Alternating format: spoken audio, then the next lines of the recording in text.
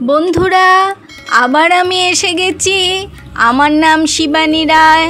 আমার চ্যানেলটির নাম আত্মার কবিতা অফিসিয়াল। আমি আজকে একটি নতুন কবিতা বলবো, আপনাদেরকে শেয়ার করব আপনাদের সাথে। আপনারা আমার কবিতাটি পড়ে সাবস্ক্রাইব করবেন, লাইক করবেন এবং বাড়ির সবাইকে নিয়ে, আশেপাশে সবাইকে নিয়ে শেয়ার করবেন। নমস্কার। আমার কবিতাটির নাম হলো ফুল। আমি একটু বলার আগে আমি একটু ভূমিকাটা বলে নিচ্ছি।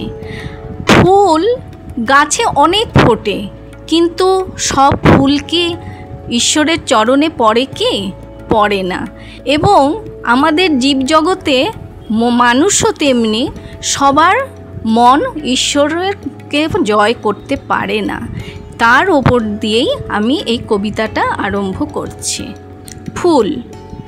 প্রভু, তোমার বাগানে দিয়েছ ফুলে ফুলে ভরে, সবাই কি পায় ঠাঁই তোমার চরণতলে?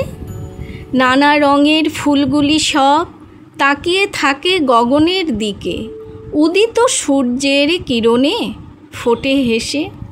লাল, হলুদ, কালো, সাদা সবাইকে করেছ নিজের হাতে গড়ে, সব তো তোমার স্নেহের পরশ পায় না ধরণীতে অনাদরে পরে ঝরে।